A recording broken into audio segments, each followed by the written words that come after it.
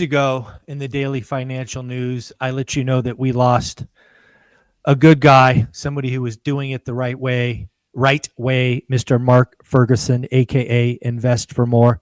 You may have run across Mark's content. Maybe you saw his cars, maybe you saw his liquor store, his laundromats. What I saw in Mark Ferguson was somebody who was leading from the front. He wasn't chasing virality. He wasn't feeding the machine. He was just doing it the right way and trying to help people.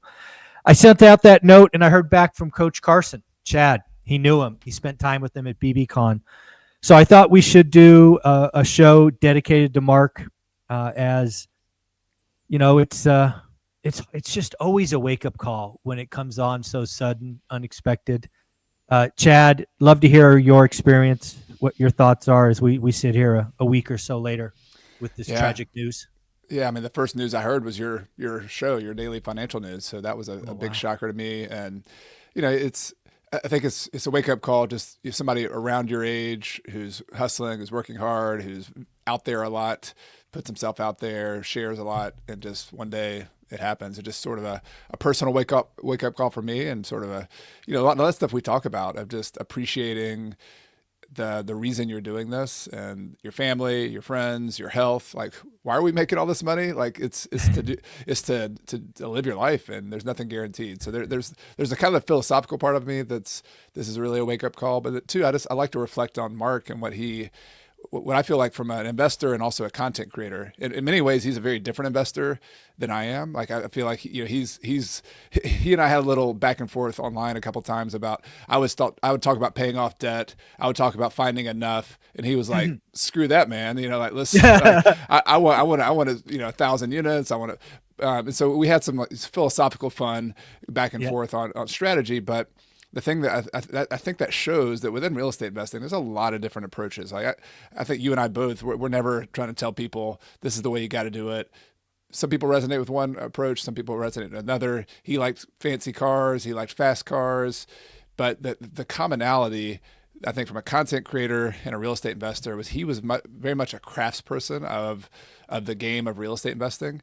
There's I get allergic sometimes to watching content out there from people who are sort of just pretenders. Let's just call it like Mm. it is. They've done it a few years, they've figured out a few things, and that's cool. Like everybody's got a journey you can share, but like Mark did it. Like he hundreds of units, and he showed it. Like he would film his flips. He would film, when he had a tenant who was a really it was a problem, and he didn't wasn't afraid to show that too. He showed his mistakes. He showed his wins. He showed the Mm. numbers. I think that's what I always appreciated the most about him was just he was willing to be transparent. And how helpful is that when you're someone who's learning how to invest in real estate to see somebody who's actually doing it, who's not afraid to share both the wins and the mistakes, and it's just all out there. Here it is. Here's the numbers. Here's the details. That's something that's really inspiring, I think, to bring other people up by sharing what you got going on. Yeah, I love that fact that you and he, went at it a little bit respectively, on, your what's enough, right? Small and mighty versus, go big, right? Get what you can while you can, attitude, I guess. And to me, that's the importance of that is just know who you are. And Mark knew who he was, and he went after it. And the reason I say that is there's a lot of people, like you said, that are pretenders. They say they want 100 units or 1,000 unit or shoot 10,000 units because it sounds good, but it really doesn't match who they are and what they're trying to get done. And you're absolutely right. Mark Ferguson and I communicated a couple times early in my YouTube content creation. I think I was on his channel once and he was on mine once. And what I remember from that is he was very kind, respectful, and again, he cared. He wanted to deliver a message that was both truthful and impactful. And I'd watch his content several times a month, and it was always like you said, just he was just living his life, and I respected him so much for that. Yep, 100%. I have a funny story from Mark that he and I joked about one time. Is he's in Colorado, and And so Greeley, Colorado is where he lived. And then Mr. Money Mustache, who's kind of like the fire community, sort of opposites in terms of like Yeah. frugality and, rides his bike around town. And Mark heard there was like a meetup with Mr. Money Mustache and some of like the kind of financial independence retire early crew. And so Mark pulls up to this meetup In his Lambo? in his Lambo or Ferrari. I forget which one of the cars he pulled up in. And I got the biggest laugh out of that because that's awesome. I can just picture Mr. Money Mustache pulling up in his bike, and then Mark pulling up in his Lambo, and then the two of them having a conversation. So I don't know how that conversation went, but I thought that was pretty cool. I think that is awesome. Well, let me show you the way. You can do it that way, but you could also do it this way. Yeah, right. Pick exactly. your choice. Exactly. Your choice. Yeah, one of the things that, again, I hadn't communicated with Mark in a while, but the thing that really hit me hard was his wife coming on the channel, first doing a short, then doing a couple of videos. And you know what? I got to tell you guys, I could not imagine watching from above your wife having to deliver that very unexpected message. And it is, even without the words, I mean, I could have put it on mute and just watch her. It crushed me. Yeah, me too. It crushed me. I couldn't imagine. Yeah, that had a lot of feelings and thoughts, particularly around Mark and her, what was going on with that. And it also was I think she mentioned one thing in one of the videos about how Mark had a list, sort of a disaster list, if this disaster happens. And it was a little bit outdated, but what a reminder for those of us who are entrepreneurs and investors. Often are a little bit chaotic. You have a lot of things going on, and are you organized? I mean, we're all guaranteed to die. Who knows when? And so when that happens, are you leaving like a mess and this horrible mess that's going to be a burden for your family? Or are you actually leaving something that's going to be helpful for them and organized?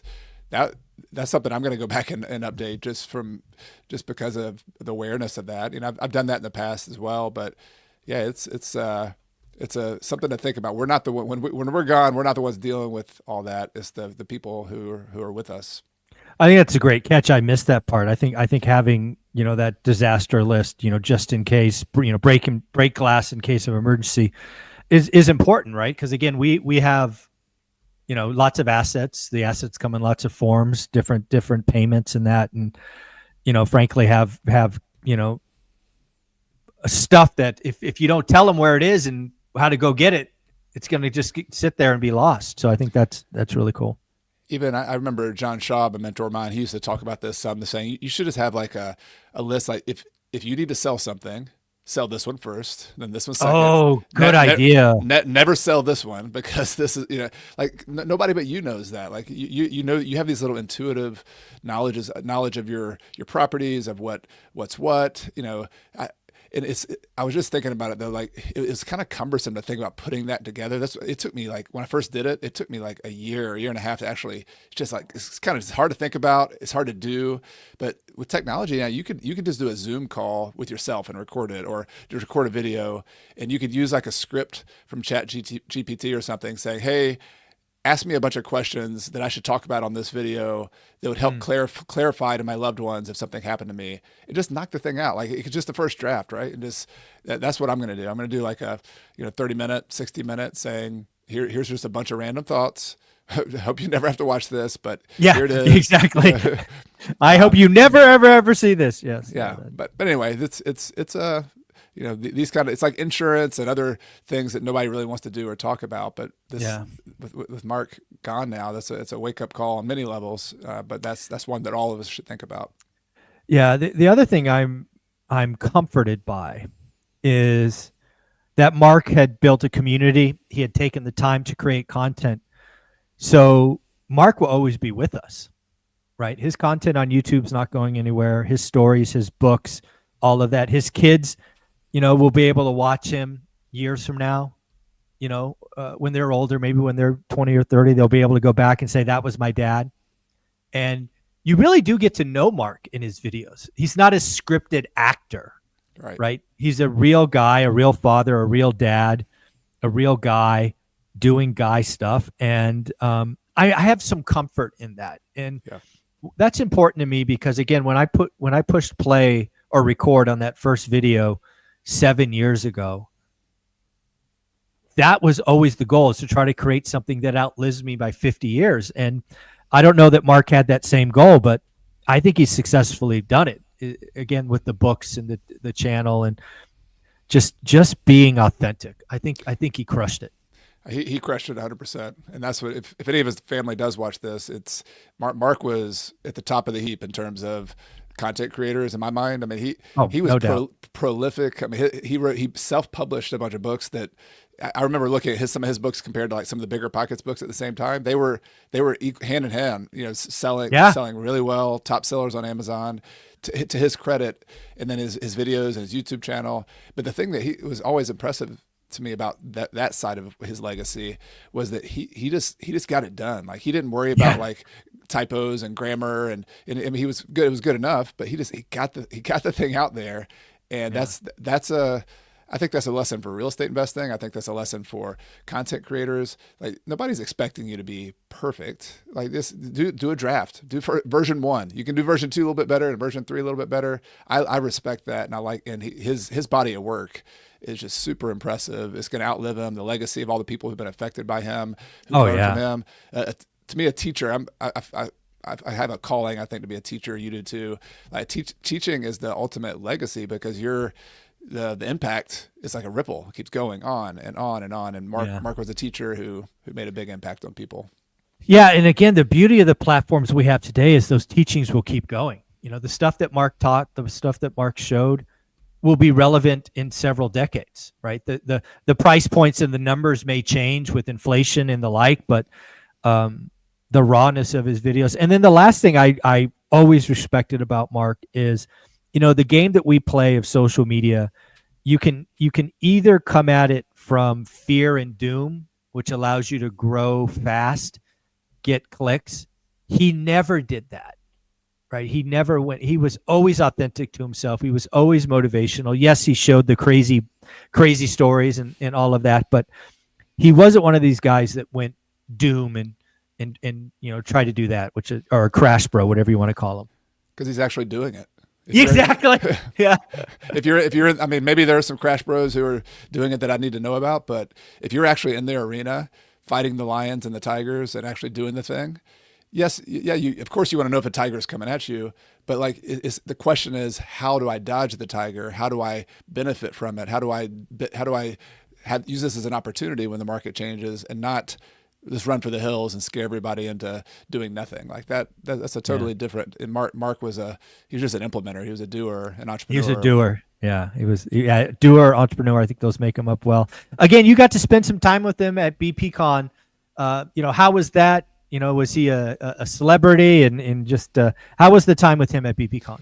Yeah, everybody knew him. That was, when we were walking around or eating dinner or something. He was even a little surprised, because I think he hadn't done many in-person events, and it was just like, oh, this person knew me. This person knew. So that was a little bit of a wake up call, or a good wake up call for him. It was like, oh, okay, there's Sure. a lot of people. My work's impacting a lot of people, but we mainly we talked about family and different, sports and things that were going on with kids, and it's funny. A lot of we do talk real estate, but then you get into all sorts of other stuff as well, and I respected that about him, and then how it's not easy. I'd say balance is a bad word, because there's no such thing as being balanced, but there's a prioritization about what's important to you. And so, being an entrepreneur, he's a hustler. He did a lot of content. He did all that stuff, but he also, had other priorities too, and his family and other things that were going on. So I think that was what struck me just talking to him. We resonated on that, and it was fun. It's fun to compare notes and where some similarities and where some differences were, and argue a little bit here and there and have fun with it. But those are a lot of the good times we had. Yeah, again, just two guys in the arena, doing it the right way. I guess the last thing, and I wanted to close on this for me, is it was always very clear to me that Mark loved his wife and loved his kids. That came through. He was a hustler. He was doing big things. He had all the toys. But it always came through to me that he loved his wife and he loved his family. And frankly, he loved his community. And that was why he was such a good guy. Yep. Chad, closing thoughts, and we'll wrap this sad topic up. No, I think you said it well, and we really, we appreciate you, Mark, if you're listening down somewhere, and you left a lot of positive impact and left a good example for the rest of us. So thank you. Yeah, Mark, we got you. We'll carry it forward. We'll keep living from the front. We won't chase doom. And again, if any of his family watches this, your dad, your husband, your friend, he made a difference. He was a positive light in this world. And like Coach said, ripples for years and decades to come. He's helped so many people. Thank you so much. Thanks, Michael.